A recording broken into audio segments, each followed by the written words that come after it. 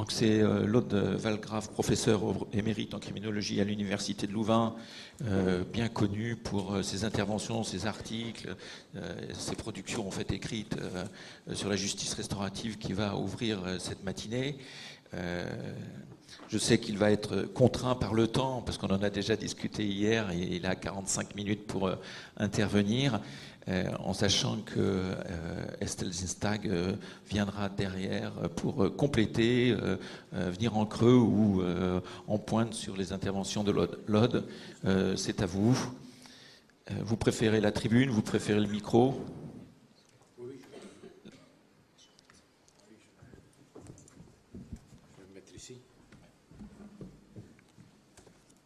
Mesdames et messieurs, merci pour l'invitation. J'aime bien de venir en France, tant qu'on tolère ma langue, un peu difficile parfois en français, mais je vais quand même essayer de me débrouiller. Jusqu'ici, j'ai toujours éprouvé beaucoup de tolérance pour moi, pour mon français un peu flamand, mais enfin, on va se débrouiller. Bon. Où en sommes-nous? Ah, là voilà. Vous observez déjà que le titre est un peu différent que le titre qui vous a été annoncé, entre autres parce que je ne comprenais pas très bien le titre qu'on m'avait mis. Asseoir. Moi, je m'assieds, mais je ne savais pas très bien qu'est-ce que ça veut dire. Mais ce matin, Estelle m'a expliqué qu'asseoir, ça veut aussi dire poser les fondements de la justice restaurative, je ne savais pas. Donc, j'ai pris un peu un autre titre, mais peut-être que le contenu sera à peu près ce que vous attendez de moi. Je l'espère en tout cas. Hein. Mais l'idée, c'est que la justice restaurative, et là aussi, justice restaurative, j'entends parfois en France justice restauratrice, justice restaurative, justice réparatrice, et moi, comme petit flamand, ce n'est pas moi qui va vous dire ce que vous devez employer. Parfois, je me sauve en parlant de la JR. Hein? Là, tout le monde sera d'accord, et c'est ce que je peux. En général, je vais aussi parler de la JR. Hein? Les racines de la JR se trouvent dans les pays anglo-saxons. En Nouvelle-Zélande, au Canada, les États-Unis, l'Australie, c'est là. Mais il faut bien dire que les pratiques et les idées qui se sont développées là ne peuvent pas se transposer sans changement vers le continent européen. Parce que, primo, les systèmes judiciaires sont totalement différents. Les systèmes judiciaires anglo-saxons sont basés sur le droit coutumier, c'est-à-dire qu'ils laissent beaucoup d'espace, plus de marge discrétionnaire dans tous les stades de la procédure, et donc aussi, ils laissent plus de marge pour les délibérations en marge de la procédure, un peu à l'extérieur. Ils sont moins chaperonnés par la justice. Et on constate en effet qu'il y a beaucoup de choses qui se passent à l'extérieur de la justice dans le monde anglo-saxon. Tandis que les systèmes continentaux, bien sûr, ils sont plus centralisés, plus hiérarchisés. Je ne suis pas parti pris pour un des deux modèles de base, parce que les deux ont leurs avantages, je pense, mais aussi leurs difficultés. Mais ce n'est pas le moment ici d'en parler. D'ailleurs, il faut dire que les anglo-saxons ont aussi beaucoup plus de confiance à ce qu'ils appellent the community. Et surtout les Français sont un peu très sensibles au risque de dérive de l'idée de la communauté. Et ils sont plus attachés à la notion de la citoyenneté. Donc, en même temps, le citoyen, il le positionne immédiatement dans l'État, dans la dans les structures, etc. Ce qui fait que, là aussi, les continentaux européens sont, dès le début, se sont attachés à trouver des solutions à insérer la justice restaurative, une pratique et une philosophie promettante, de l'insérer le plus vite possible dans, je dirais, dans le système de droit, beaucoup plus que que chez les anglo-saxons. Je veux dire que pour l'instant, les différences sont un peu moins claires que ce que je viens de décrire, mais dès le début, c'était un peu comme ça. Et c'est peut-être un peu cela aussi qui m'a, sans le savoir, qui m'a mis immédiatement sur la voie de la justice restaurative ou de la JR maximaliste. Je vais vous expliquer très vite ce que je comprends par la JR maximaliste. Mais pour les anglophones, le mot justice, in restorative justice, au début, ça signifiait surtout la notion morale, le fait d'être juste, le fait d'être honnête.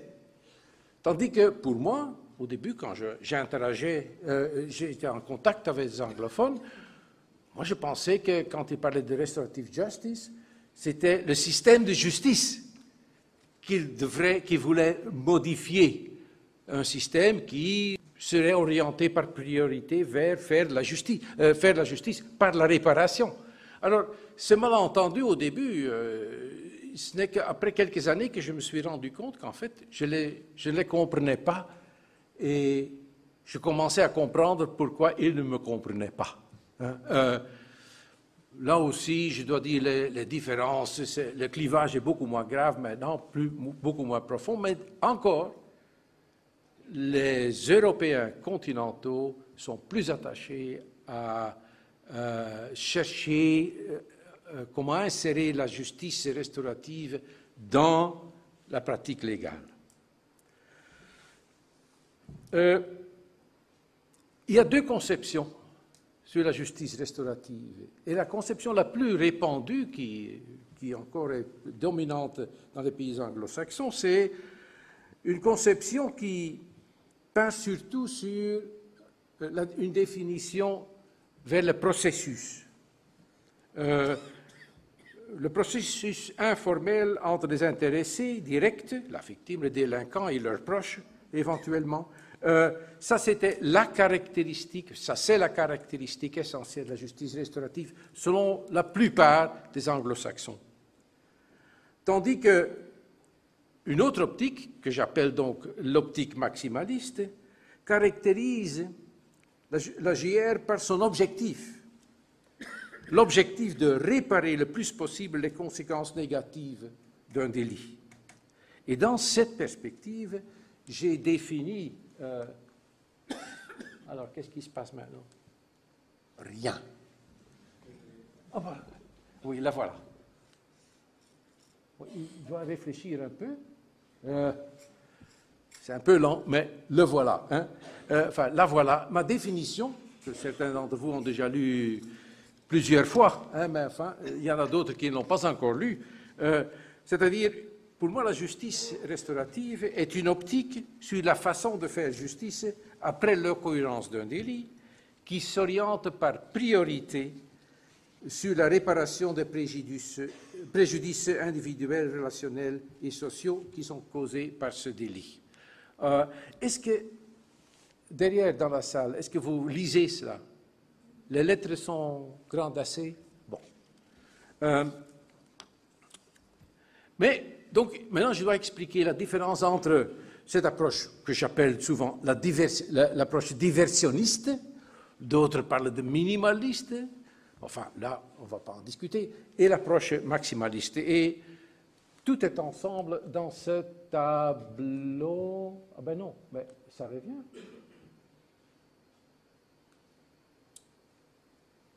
Je m'excuse, mais ça me donne une minute de plus. Hein. Ah voilà, non, c'est bon. C'est bon, là je suis content. Ah, c'est là. Je pointe vers vous. Bon. Donc, comme la première tendance, donc, comme la justice, la JR diversionniste, l'optique maximaliste aussi place les rencontres entre la victime et le délinquant au centre de la pratique. C'est vrai. Et en effet, une délibération informelle, plus ou moins volontaire, parce qu'il ne faut pas être naïf, n'est-ce pas? Même quand on invite un délinquant et surtout le délinquant là, pour une médiation par exemple, il est sous pression. Il n'est pas complètement volontaire. Hein. Il sait bien qu'il doit faire quelque chose. On parle parfois de la médiation, ce sont des interactions ou des délibérations libres. Il faut quand même nuancer cela. Hein. Bon, plus ou moins volontaire entre les personnes directement concernées par l'infraction. Et en effet, une telle délibération peut aboutir à une restauration plus complète que d'autres procédures. Ils offrent un cadre communicatif de respect mutuel, permettant un examen authentique de la souffrance vécue et conduisant plus facilement à l'expression de remords, de compassion, d'excuses et de pardon. Ces rencontres peuvent mener à un accord véritable sur la façon de réparer ou de compenser de manière raisonnable. Ces processus sont bien plus restauratifs pour la victime, pour la collectivité. Je ne parle pas de la communauté, donc, hein, pour la collectivité et pour celui qui a commis l'acte, bien plus restauratif que si ce dernier subirait simplement une sanction judiciaire. Et ça a été montré aussi par des recherches empiriques, mais je n'ai pas le temps ici de parler là-dessus. Toutefois, ces rencontres libres ne sont pas toujours possibles, ou ne sont pas toujours satisfaisantes.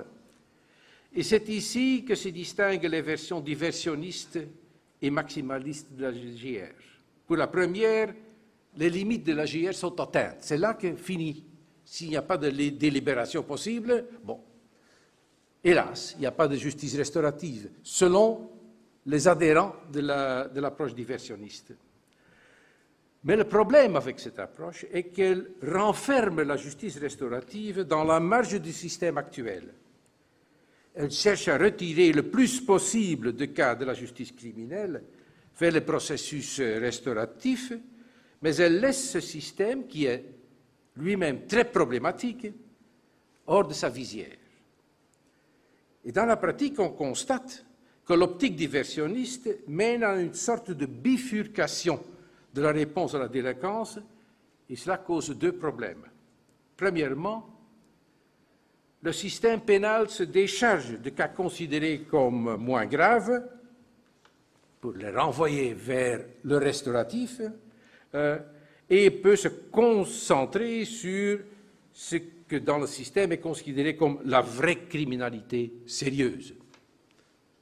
Par conséquent, des victimes de crimes sérieux risquent d'être exclues de l'offre restaurative alors qu'elles souffrent probablement le plus et qu'elles pourraient en profiter le plus.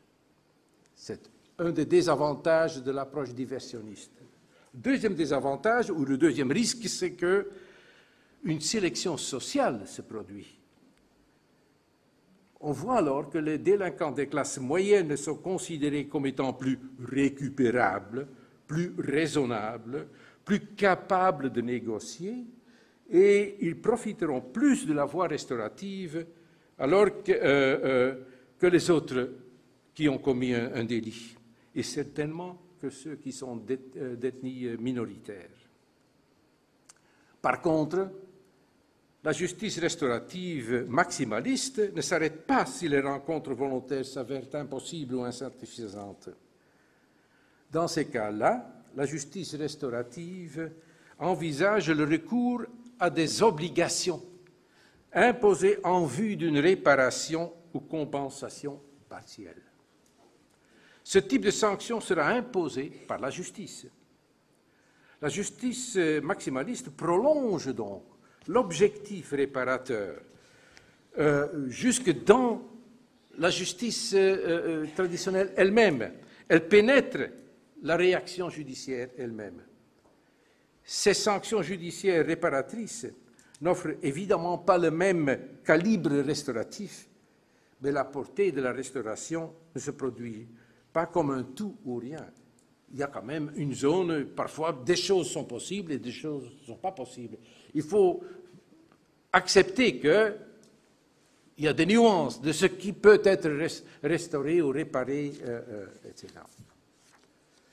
Cette vision maximaliste Et je vais voir ce qui se passe cette fois-ci. Maintenant, je... Ah non, hein, je ne veux pas. Hein. Ah, je dois vous faire... Ah, c'est vous qui devez... Ah, bon. Je pensais que c'était automatique. Mais c'est... Hein. C'est celui-là, hein. C'est celui-là, hein.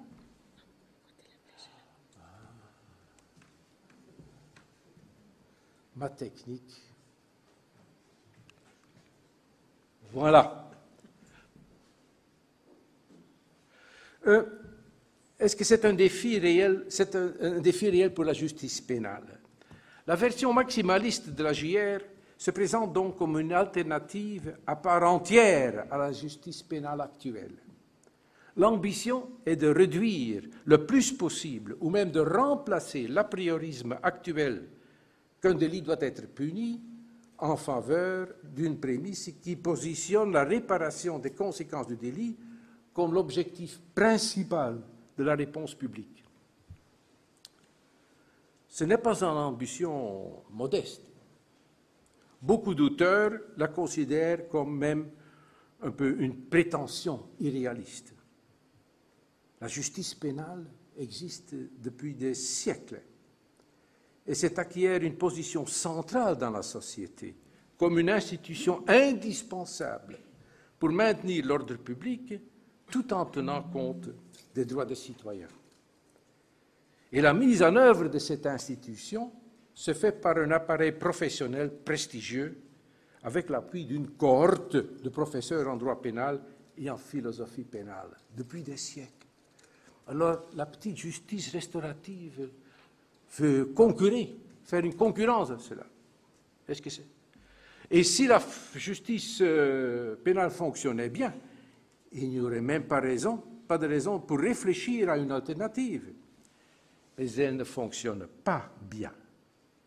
Le droit pénal, et là je me réfère à Bob Cario, entre autres, le droit pénal se trouve dans une crise de légitimité sur le plan pratique empirique, aussi bien que sur le plan dogmatique théorique. Toutes les grandes traditions éthiques et spirituelles condamnent l'infliction intentionnelle de souffrance à autrui.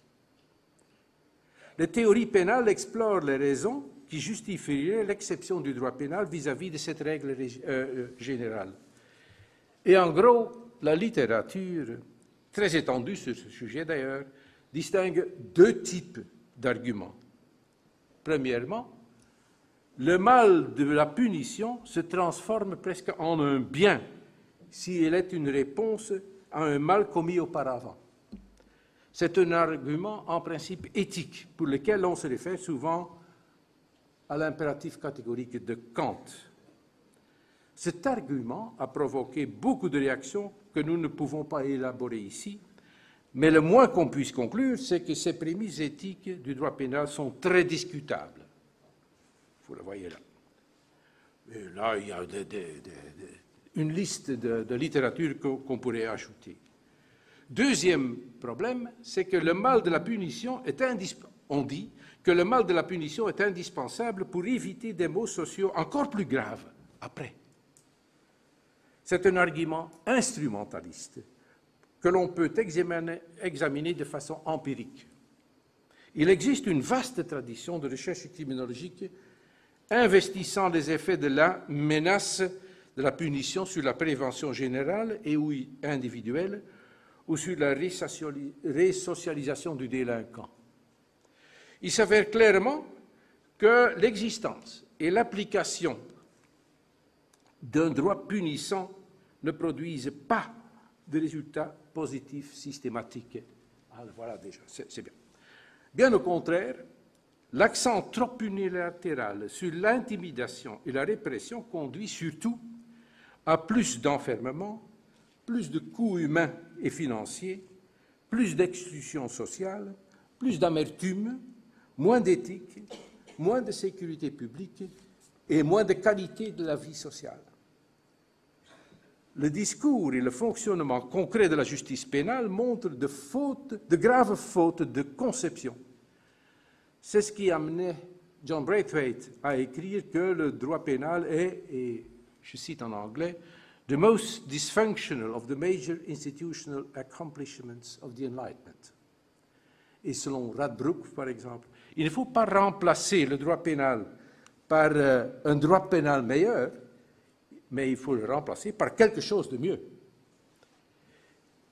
Et la question est de savoir si la JR peut ouvrir la voie vers cette quelque chose de mieux.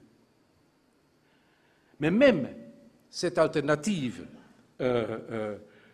éventuelle devra en tout cas accomplir deux fonctions essentielles attribuées aussi à la justice pénale. Et là, on ne peut pas s'en défaire dans une société organisée.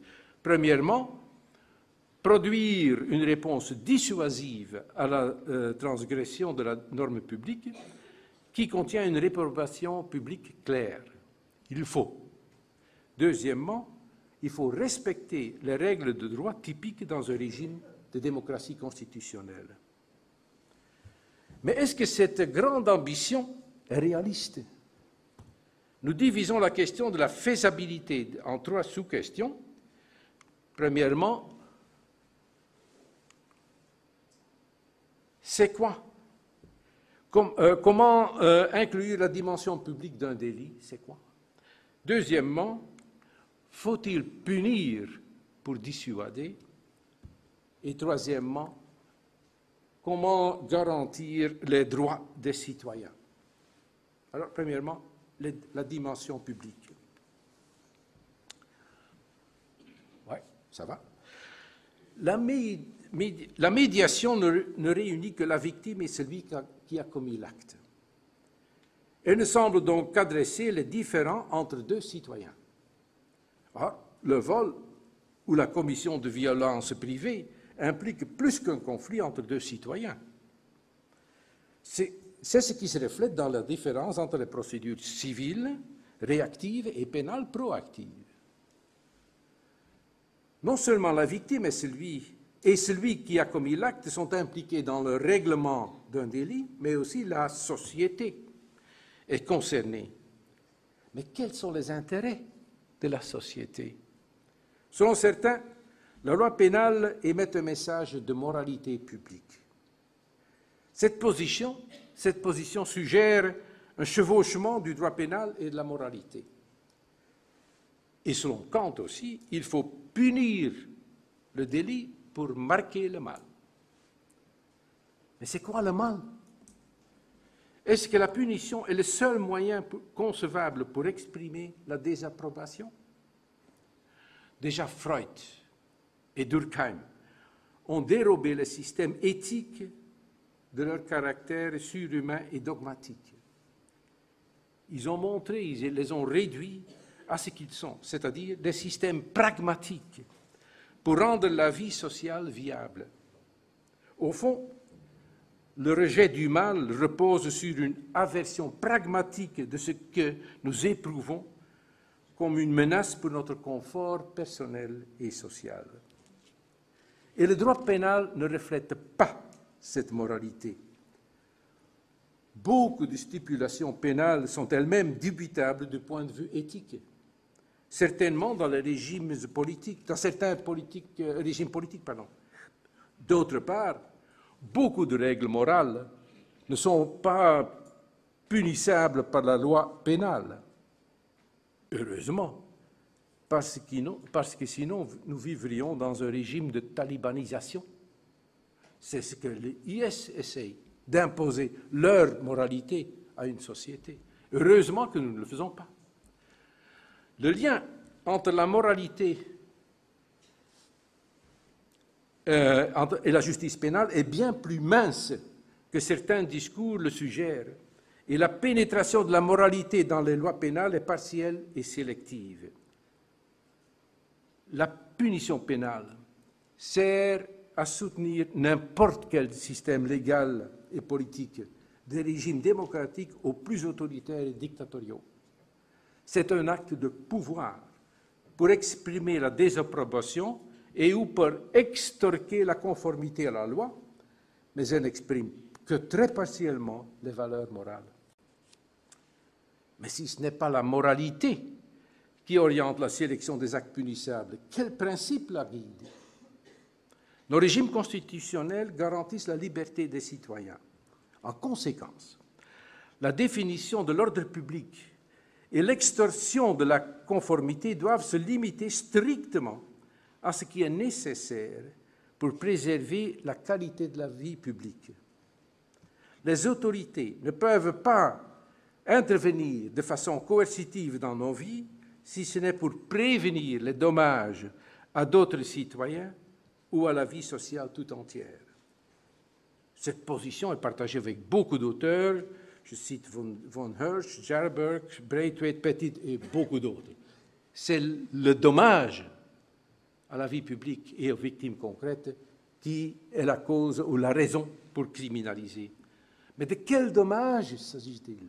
On pose la question après question.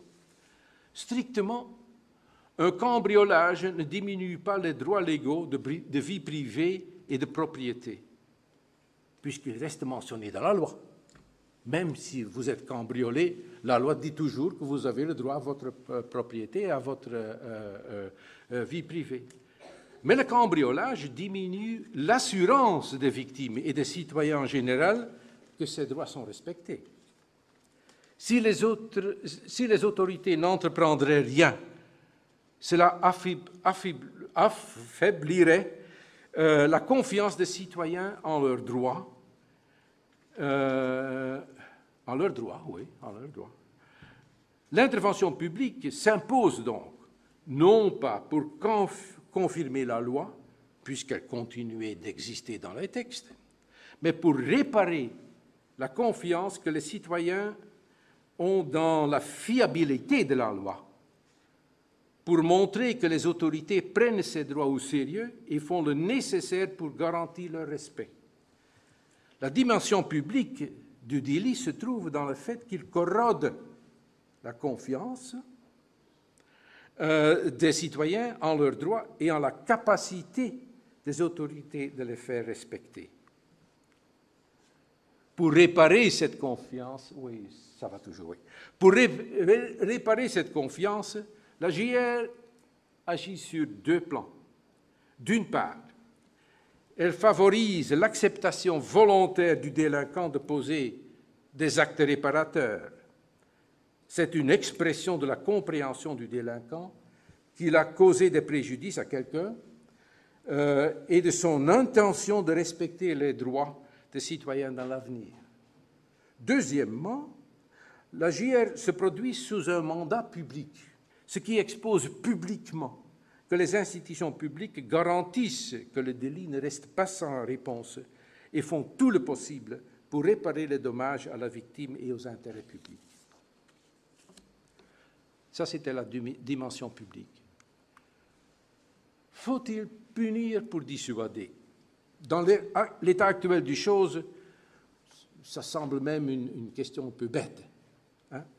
Une majorité des professionnels et de la population présume qu'une réaction punitive à la délinquance est indispensable, évidente, comme si c'était une loi naturelle. Quoiqu'ils acceptent certaines exceptions à cette position de principe, ils ne peuvent pas s'imaginer qu'une réponse non punitive pourrait avoir une intensité dissuasive, la même intensité dissuasive que la punition. Ce n'est pourtant pas évident. Tout d'abord, il faut remarquer que l'effet dissuasif de la justice pénale actuelle n'est pas très sûr, comme en témoignent des recherches empiriques tout le temps. Mais surtout, le droit pénal et la JR reposent sur une base commune. Malgré les différences accentuées dans les paragraphes précédents, l'essentiel de la justice pénale L'essentiel de la justice pénale se traduit en trois dimensions. Premièrement, le rejet net de la transgression de la loi. Deuxièmement, la détermination de la responsabilité de celui qui a commis la transgression. Et troisièmement, une tentative de rétablir un certain équilibre par l'infliction d'une peine proportionnelle. Eh bien, ces trois dimensions se retrouvent aussi dans la justice restaurative. La JR La JR ne laisse pas de doute des limites de la tolérance sociale, parce que la raison immédiate pour la mise en marche du processus restauratif, c'est l'occurrence du délit. Le rejet de ce qui a été commis est un élément essentiel du processus de médiation ou de conférence. Mais contrairement à la réprobation punitive, la réprobation restaurative ne se réfère pas à des règles légales abstraites, mais à l'obligation de respecter la réciprocité dans la qualité de la vie sociale. Le mal désapprouvé est en relation directe avec les dommages et les souffrances causées à des concitoyens et à la vie commune. Deuxièmement, comme lors de l'intervention pénale, la JR aussi présume la responsabilité de celui qui a commis l'acte.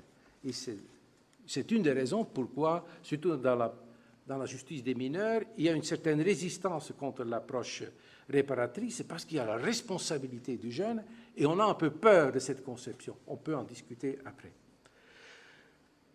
Mais la responsabilité pénale est une responsabilité passive. L'acteur se voit confronté par les autres et par le système avec sa responsabilité et il est soumis par la justice aux conséquences négatives de son comportement. La JR, par contre, agit sur base d'un concept de responsabilité active. L'acteur responsable est invité, incité et, si nécessaire, même obligé à jouer un rôle actif en contribuant par des gestes actifs à la réparation des préjudices individuels, relationnels et sociaux causés par sa conduite.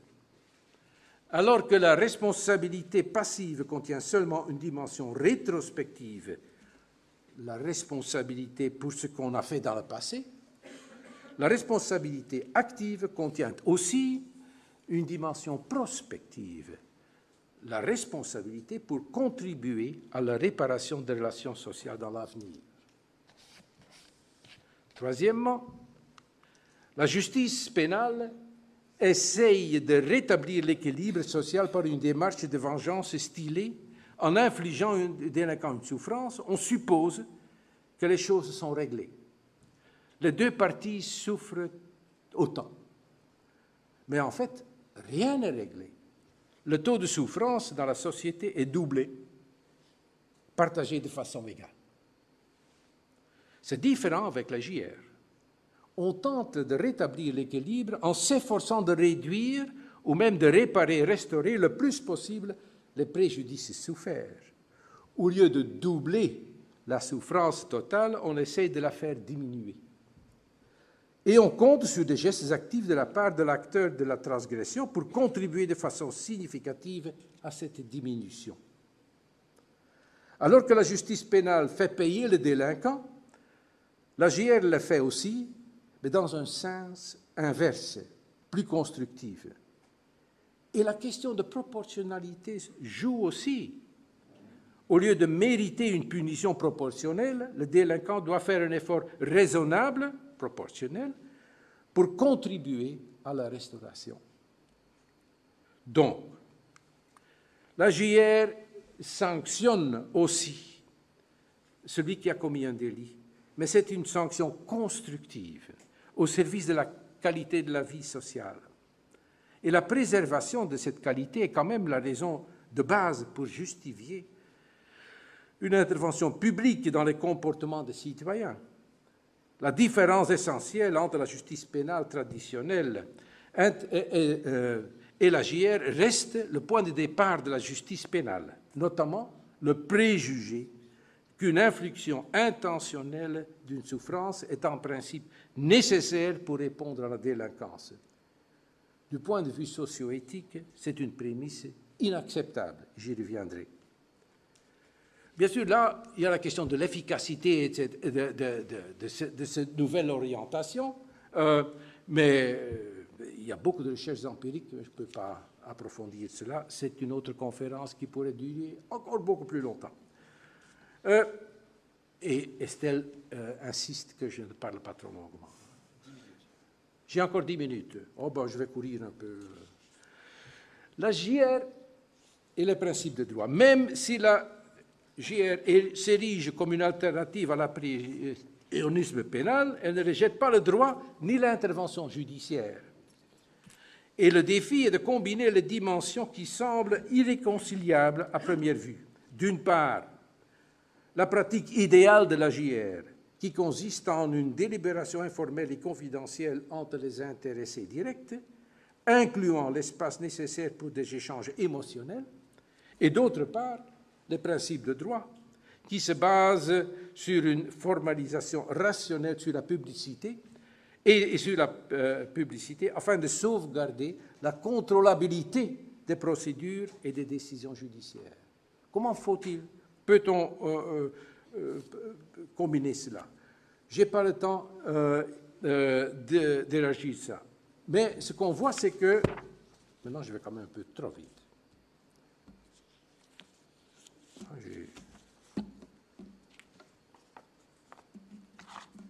Quelque part, j'ai mis un désordre dans mon texte. La base pour développer des garanties juridiques se trouve dans ce que nous venons de développer, c'est-à-dire la reconnaissance de l'élément sanctionnant de la JR, incluant une dimension rétrospective et l'idée de rééquilibrer.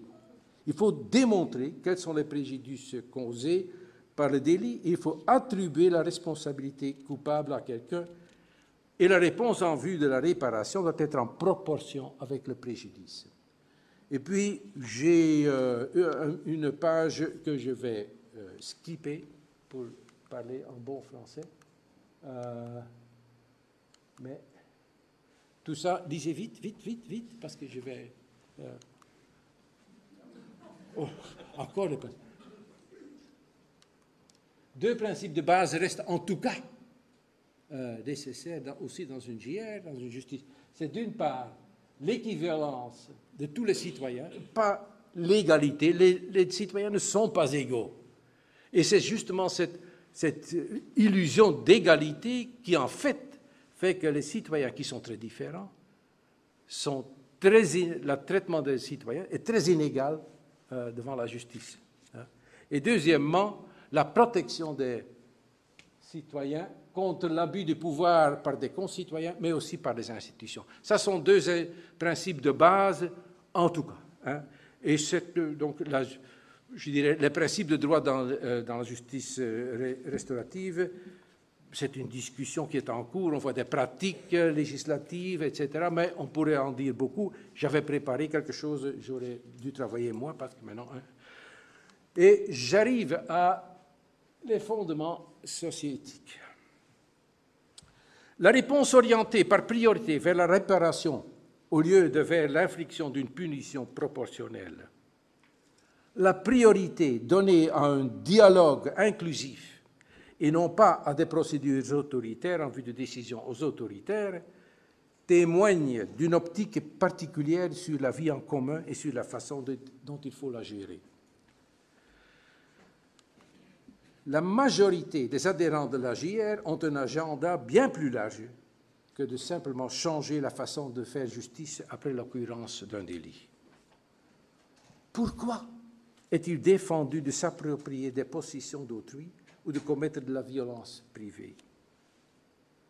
La vie sociale serait perturbée en permanence par des victimisations sérieuses. L'absence de réponse formelle provoquerait des contractions privées, ce qui amènerait une escalade de victimisation mutuelle. La vie sociale serait dominée par l'abus de pouvoir et de force et par la peur. Et pour éviter une telle escalade et pour préserver la viabilité de la vie sociale, la civilisation a concentré l'usage de force et de la violence dans les mains des autorités. Donc, quelle devrait être la première préoccupation publique après un délit? C'est de réparer d'une façon ordonnée les dommages et souffrances dont la victime a été atteinte et de réduire les conséquences négatives à la vie sociale. C'est logique. La JR rappelle donc la raison d'être fondamentale de la justice criminelle. Je ne parle pas de la justice pénale. La justice criminelle, c'est une justice qui s'occupe des crimes, des délits. La préservation de la qualité de notre vie en commun Actuellement, cette raison s'est perdue dans le courant de l'histoire, sous une avalanche de juridisation, d'institutionnalisation et de professionnalisation, pour ne laisser qu'une justification abstraite, faire respecter la loi, défendre l'ordre public. Je ne dis pas que la qualité de la vie sociale et l'ordre légal sont contradictoires par définition, bien sûr pas. Mais l'estompage de la cause sociale mène parfois à son oubli dans la pratique judiciaire. Et le développement de la JR dans la criminologie n'est pas une évolution isolée. Et là aussi, je vais... Attendez. Bon, il y a des évolutions comparables. J'avais préparé un paragraphe sur le Good Lives Model, qui est très comparable. La philosophie de base aussi, elle est fondée sur la confiance sur le délinquant et entre les humains. Et aussi, dans le domaine de la prévention, il y a la prévention dont les criminologues s'inquiètent, sur la dominance défensive basée surtout sur la peur, orientée vers le contrôle, la répression, l'exclusion au détriment de l'hospitalité, la solidarité et des valeurs démocratiques comme la vie privée et liberté. Il propose d'autres modèles qui prennent au sérieux le besoin essentiel de sécurité, mais qui comprennent que toute sécurité repose sur l'inclusion du bien-être social. En tout cas, la justice restaurative, le Good Lives Model, la prévention positive et d'autres, ils reposent sur la conscience que toute politique concernant la délinquance, la justice et la sécurité doit se reposer sur un fond de respect, de solidarité, d'équité et de responsabilité active de tout citoyen. Et cette conception se base sur une éthique et même une idéologie. C'est peut-être le moment de vous raconter une toute petite histoire. En 2004, un drame se produit à Erfurt, en Allemagne. Un élève de 16 ans s'est muni d'un fusil, il fait le tour de son école en tirant sur les enseignants et les élèves. Il en a abattu déjà 16 lorsqu'il se trouve seul dans une classe avec un enseignant. Il est prêt à tirer, mais le professeur lui adresse la parole. « Seh mich an, regarde-moi ». Le jeune continue à crier sa rage, mais le prof répète « Regarde-moi ». Et puis soudain, le jeune laisse tomber son arme et il se rend.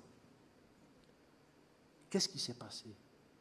Qu'est-ce qui était plus fort que le fusil dans la main du jeune?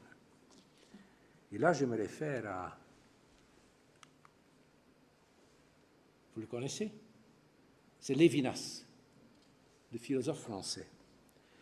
Et Lévinas, le philosophe français, dirait que c'est ce qui est plus fort que le fusil, c'est la face de l'autre. Regardez-le dans la face.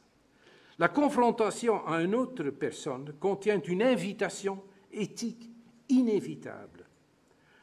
Je peux voir l'autre comme un objet qui s'insère dans mes projets ou pas, ou je peux reconnaître dans son altérité, comme dit Lévinas, le fait d'être un autre et le respecter comme cela. Et la confrontation du jeune avec la face de son enseignant l'a surpris. Et l'invitation éthique l'a envahi. Il ne pouvait pas y résister. Et c'est en fait ce qui se passe aussi dans une médiation. « Regarde-moi », dit la victime. Et elle confronte celui qui a commis l'acte avec un appel éthique. « Regarde-moi », dit aussi l'acteur du délit. Et il invite la victime à voir la personne derrière le délinquant. Donc, il faut dire que les libertés individuelles créent des obligations éthiques. Nous n'avons pas le choix que de vivre ensemble, mais nous avons un choix sur la façon dont nous vivons ensemble. Votre comportement pèse sur mes conditions de vie et mes opportunités, et mon comportement affecte les vôtres. Je vous oblige à m'écouter. Cette simple constatation créer des droits et des obligations mutuelles. J'ai le droit d'exiger des autres un comportement décent qui tient compte de mon existence et de mes intérêts et vice-versa. Mais nous avons le droit de répondre favorable à cette exigence ou de la répudier. Cette liberté individuelle me confronte avec mes responsabilités sociales. Je peux choisir de poursuivre sans compromis mes propres intérêts de façon égoïste, ou je peux tenir compte des intérêts des autres et de la vie sociale dans mes options. Et c'est une balance qu'il faut trouver. Et cette juste balance ne se résout pas par des recherches empiriques ou par des règles et des lois et des réglementations. C'est un choix basé sur une conviction et des engagements socio-éthiques. Là, je vais de nouveau... j'ai 1 minute encore. Il est très sévère, le président. Bon, je conclus. C'est dommage, hein, vous... La JR repose sur une compréhension que la qualité de la vie sociale dépend de la façon dont nous nous traitons mutuellement. Nous n'abordons pas l'autre comme une menace, mais en confiance, comme un compagnon de route dans la recherche commune d'un monde meilleur, plus vivable. Cette approche n'est pas naïve. La recherche en criminologie et l'expérience sur le terrain montrent qu'elle est faisable et constructive. À une condition cependant, il faut accepter qu'elle a des limites. Toute société doit pouvoir exercer le contrôle et la contrainte si nécessaire. Mais en dernier ressort seulement, pas en premier lieu, comme c'est presque toujours le cas pour l'instant. Pour le sociologue américain très fameux, Putnam, la confiance est essentielle pour le fonctionnement de la démocratie. La confiance mutuelle est le lubrifiant nécessaire pour faire fonctionner les institutions sociales. Sans la confiance, le jeu démocratique brute trébuche et les citoyens se sécurisent dans des forteresses de méfiance et de propre intérêt sans gêne. Et bon, mais j'ai encore une petite image que je veux vous montrer. Vous le connaissez, celui-là? C'est Sisyphe. Sisyphe, c'est un héros tragique du mythe grec. Fut condamné par les dieux de pousser un roc lourd sur une forte pente. Mais chaque fois, quand il avait presque atteint le sommet, le roc déboulait vers le bas. Et Sisyphe dut recommencer de nouveau, éternellement. Et au cours de l'histoire, des artistes et des philosophes se sont intrigués pourquoi Sisyphe continue cette lourde tâche infinie et inutile. Ça, c'est une peinture de Titien. Bon. Une explication possible est qu'il continue par crainte de la mort. Le désir de vivre est plus fort que l'aversion pour la tâche insensée. Mais une autre possibilité est qu'il continue parce que malgré tout, il espère qu'un jour, il atteindra le sommet. Typiquement, tous les artistes représentent Sisyphe pendant qu'il pousse le roc vers le haut, et non pas dans la phase la plus frustrante, en fait, pendant qu'il voit le roc roulant vers le bas et redescend la pente pour reprendre l'effort sans fin. Ça veut dire que la clé du mythe se trouve dans la poussée du roc vers le haut. Il faut bien, la poussée du roc vers le haut. Et ces deux dimensions, sont symboliques pour la condition humaine. Du côté positif, nous sommes tous stimulés par le désir d'atteindre l'idéal, alors que nous savons que l'idéal ne sera jamais atteint. Du côté négatif, nous sommes condamnés à essayer toujours de faire mieux pour éviter l'égoïsme cynique qui tuerait la qualité de la vie sociale. La liberté des citoyens est un idéal, mais l'usage sans borne de ces libertés amènerait des relations sociales catastrophiques. Et nous savons bien que la démocratie idéale n'existe pas. Mais si nous ne veillons pas à la qualité de cette démocratie, nous sombrions doucement, mais sûrement, dans un régime de tyrannie militaire, technocratique et idéologique. Ainsi, je comprends très bien que la GR maximaliste, dominant la réaction publique après l'occurrence d'un délit, est un rêve qui pourrait ne jamais se réaliser complètement. Mais si nous ne continuons pas de dessiner et de rappeler cet idéal, la GR resterait en marge d'un système pénal dysfonctionnel et perdrait toute sa vigueur rénovatrice et constructive. Alors, je vous appelle à pousser le roc un peu. Merci.